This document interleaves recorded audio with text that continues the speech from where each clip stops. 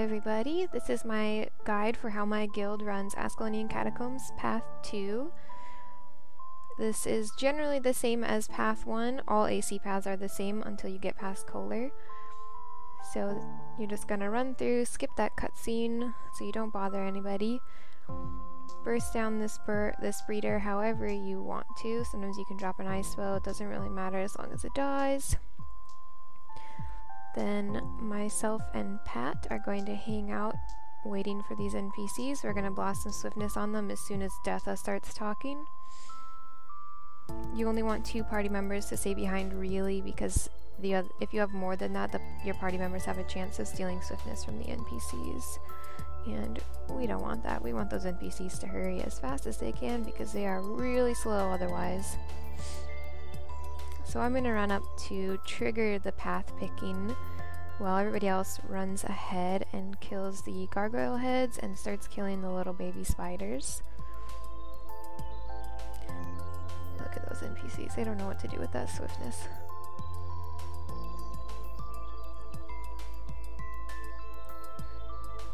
And I'm going to talk to this NPC as soon as everybody gets out of the cutscene.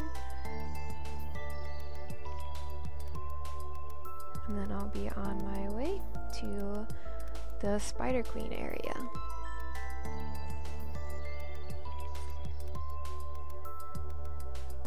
Watch out for the traps in these hallways. They will down you if you hit 2 of them. You can kind of try and hop over them a little bit, but they'll still hit you even if you're in the air. You have to hop around them. So we're gonna get down here, finish killing the little baby spiders down in the bottom. Again, do not attack any spiders on top until you are prepared to fight the Spider Queen. We are going to stack some might, and then when we run in, the other elementalist, who's on dagger focus, is going to drop a swirling winds. I'm dropping a lightning storm for some vulnerability. We're killing the last of the little babies, and the guardian is going to put up wall of reflection, and we're going to drop our ice bows and just ice bow this Spider Queen to death. Once she dies, we're going to run around this corner and hope that some of the baby spiders come with us so that we can kill them before they continue to snipe us. I'm going to do a little bit of a Condi cleanse with my staff 5. And then once that's done, I'm going to pull the champion and his little friends, and I'm going to do a little bit of a might stack. The guardian's going to drop hollowed ground so we don't get bounced around. We're just gonna cleave, use any ice bows that are left over, and that's that. Gonna go up the trap hallway. Watch out again because 2 of these traps will down you, like Pat has just demonstrated. Taking one for the team, I'm sure.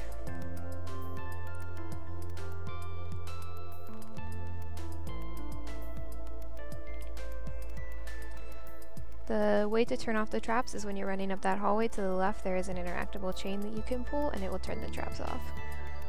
So we're going to run up to our line of sight spot for Kholer. We're going to stack some might.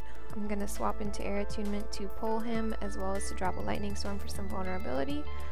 The guardian will drop hollowed ground and wall just in case we get any adds that have projectiles or knockbacks.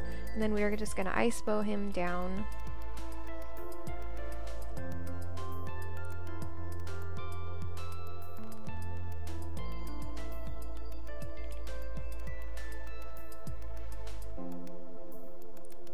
We're going to head off to the area where we'll be helping Detha kill some gravelings on some traps.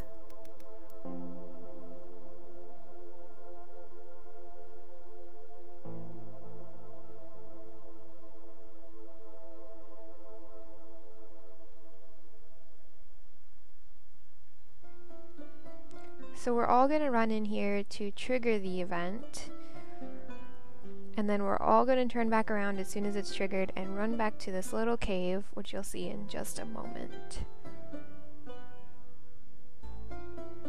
Detha doesn't really feel like coming.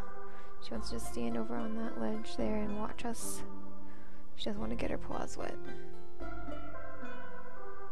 So we're going to skip the cutscene and run as fast as we can around this little corner and into this nice little cave. We're going to wait out the first few waves of gravelings, which Detha will manage to kill on her own.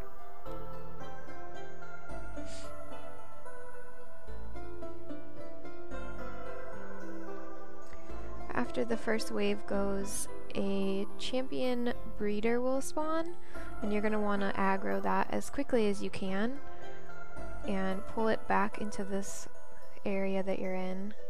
We're going to stack some might. I'm going to drop a lightning storm for some vulnerability, and then we're going to ice bow freeze and ice bow storm it down.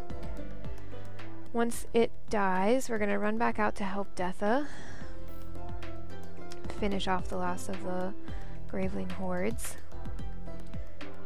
Normally the warrior would run to the trap, but just for swiftness sake, I ran straight to the trap and started pulling it to kind of kill the last of the Gravelings. My party's just going to cleave it down, maybe use some walls if needed to keep the Gravelings in the trap area. Guardian can bring staff and use line of warding, or hammer and use Ring of Judgment, is that what it's called? And elementalist can use a lightning hammer for the static field that will stun the Gravelings. Then normally there's a chest here, but I already did this path, so I'm gonna run off and waypoint back to the central waypoint where Kholer spawns. We're gonna wait for everybody to show up, and when they do, we're gonna stack some stealth to make this run just a little bit easier. So we're gonna stack stealth, give our party some swiftness, and run as fast as we can through these Gravelings. They do have a lot of knockbacks, so you want to watch out for that if you are not stealthed. Whoever's first should pull those chains right there to open this gate. It also spawns the oozes, but they shouldn't be too big of a problem. This path is buggable if everybody runs in at different times, so I definitely recommend that everybody stays together as a group so as to prevent a bug from occurring. So we're going to trigger Detha and let her do her talking thing with one of the ghosts, and you can see on my utility bar that I have swapped to Glyph of Renewal,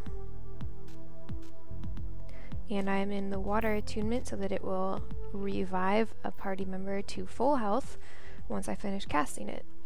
Also, the warrior is bringing his elite banner for res as well. The strategy here is we're going to let Detha die when she gets to trap to 50%, and then we will res her, she will finish that trap, and then we will move on to the next trap. If you do not res her, she will do each trap to 50% and then just keep running in circles between the traps.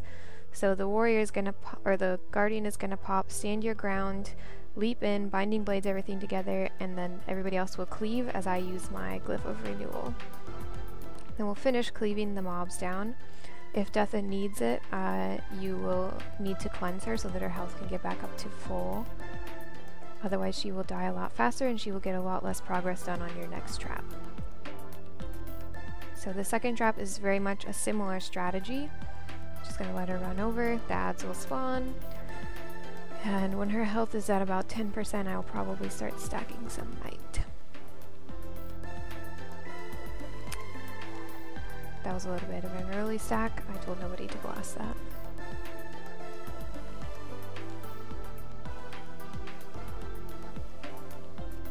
So once she dies, the warrior is going to run in. The guardian gave him Aegis as well as stability so that he doesn't get knocked out of his banner cast. And then we're just going to cleave everything down while she finishes off that trap. If you kill them too fast, a second wave might spawn. I don't believe that happened here. We managed to time it nicely. For this last trap, we are going to tell the guardian to go wait where the last chest spawns, and we are going to stack on the thief, who's going to use a pistol 5, and we're going to stack stealth for Detha. Once you finish stacking, everyone but the thief can leave. And as the stealth is about to run out, the thief will drop a shadow refuge on Detha so that she spends most of her time stealthed and the enemies will not even aggro onto her, so she can easily finish building that trap. Should something go wrong, as long as she has gotten the trap to at least 50%, she can usually handle taking the damage from the mobs and finishing the trap at the same time.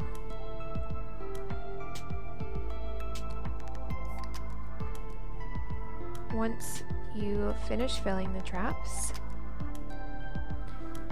somebody should go trigger the final event with Detha and allow her to initiate combat with the Ghost Eater and let her die. Otherwise she can make a mess of things for your team while you're attempting to aggro oozes and pull them into the trap.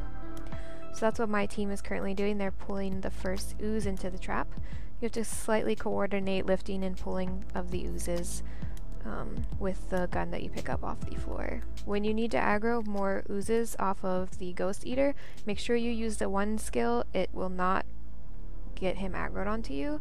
The 2 skill will make him pull his attention to you. So once the trap is filled, the warrior's going to drop some banners. We're going to stack some might. And the dagger focus Ellie is going to go drop a swirling on top of the trap, and I will start using the lightning storm. The thief Scorp wired the Ghost Eater into the trap so that he lost his invuln buff, and then we just ice bowed him down. Also, the Guardian put up a wall to block any of his projectiles once swirling ran out. And then once you kill him, you should get the rewards. Hey guys, so that's the guide to how my guild runs Ascalonian Catacombs Path 2. I hope you guys enjoyed it. Maybe you learned something. If you did, feel free to give me a thumbs up. Maybe leave a comment below. If you didn't like it, leave a comment. Tell me what I didn't do so well, and I can fix it in future runs. I don't know what I did wrong if you don't tell me, but do try to be nice because I am kind of fragile. So there should be videos up or links up on the screen to other guide videos, and happy dungeoning and enjoy the rest of your day. Bye guys!